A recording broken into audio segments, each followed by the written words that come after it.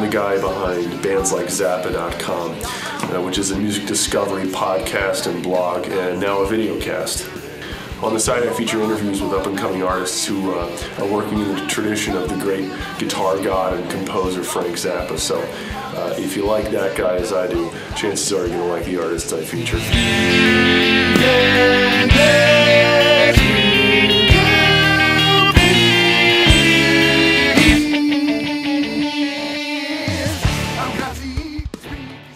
Hi, this is Ben with bands like Zappa.com. I'm here with four eager and energetic members of the band Half Past Four.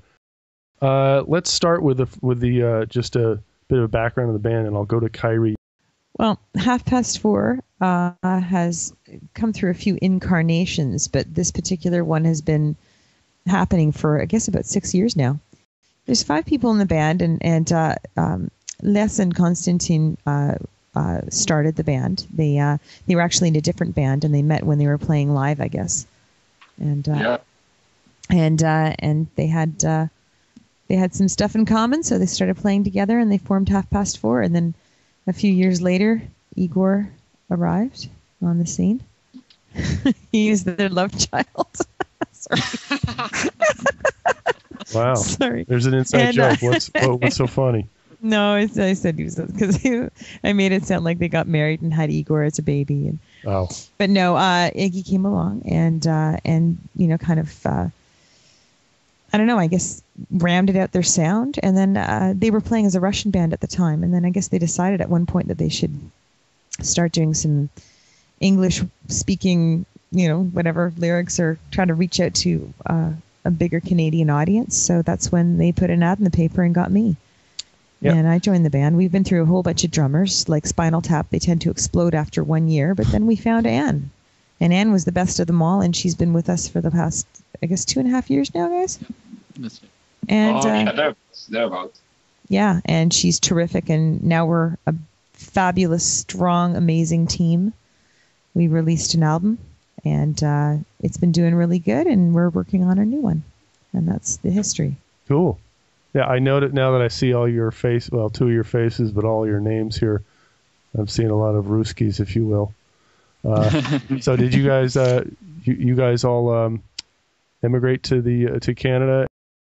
Yeah, it was primarily Toronto-based. Like both Les and myself, and this is Konstantin speaking, we had some musical experiences in the countries of Exodus, and by coming here, we wanted to continue, basically. So, an improv here, a jam there. Les had kind of a full-time band going when I met him. But then that band stopped playing, and we joined forces. And it wasn't geared towards a broad audience. It was more like a nostalgic exercise, if you know what I mean. But the more you play, the more different musical avenues you discover, the broader your appetite gets. So we kind of shed that, I guess, mindset of retraining ourselves to a particular style or to a particular genre, and started experimenting with progressive rock. Igor pretty much went through the same transformation. When we met him and we started playing together, it was still more of a kind of traditional Russian rock music with elements, American and British covers or some originals that were written in English.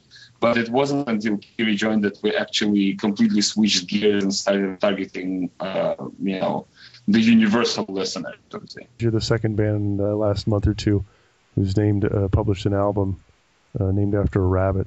I don't know what it is, what it is with progressive rock and rabbits and weird analogies, but do you mean anything by that? Stupid question, but I'm just curious. Well, rabbit is just a very impulsive and unpredictable animal, which kind of, in my mind, translates well into the progressive rock genre. It is very basic in terms of its motivations. It is very sharp and fast to act, a little timid, but we weren't considering that part of it.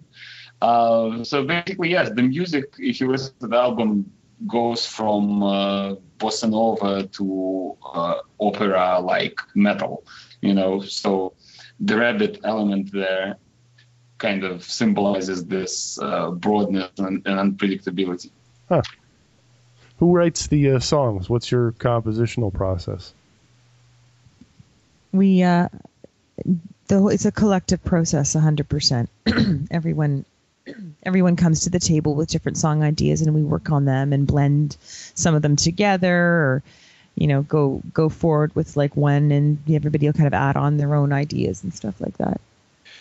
I think everybody have our own strengths and weaknesses in terms of composition and arrangement, and basically what we bring to the table as a whole becomes much more interesting and intricate thing in the end when we collaborate and we compromise and we conflict and we fight and then we find resolutions to certain things. So it's a very organic process, so to speak. So what's going on these days? It looks like you're kind of active. You got gigs coming up. Anything you want to plug? Iggy. Yeah. This coming Wednesday, we're playing our first gig of this year in Toronto, and we'll be actually showing our new songs that will appear on our next album. And after that, we're playing another gig later this month, sort of near Toronto again. Now, the one important thing we want to sort of announce in a way, we have been accepted into Nearfest in June of this year, and we're actually we're the first band playing there, and it's just a humongous honor for us. That is awesome. How did you land that gig? Well, we had some help, and we basically, sent our music to them, and we're talking to them, and they had the spot, and they decided that we're good enough. And they came to Prague Day last year to see us, right? I think so, yeah. Cool. So where do people find you online? www.halfpast4.com. Thank you so much for your time. Let's listen to a full-length track from the band's last album. This is called Bamboo.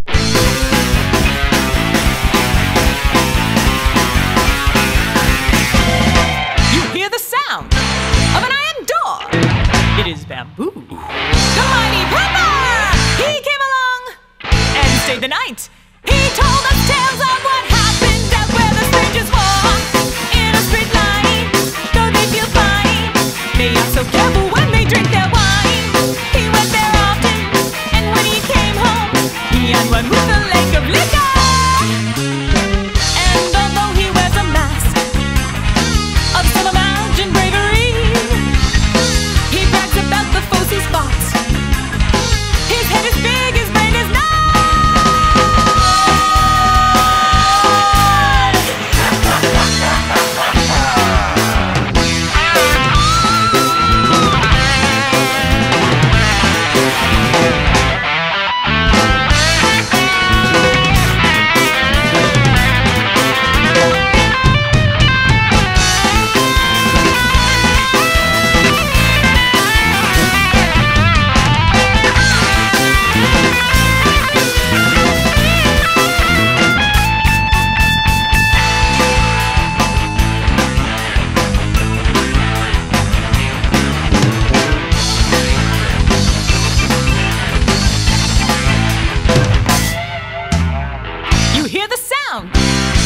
Thunderbolt.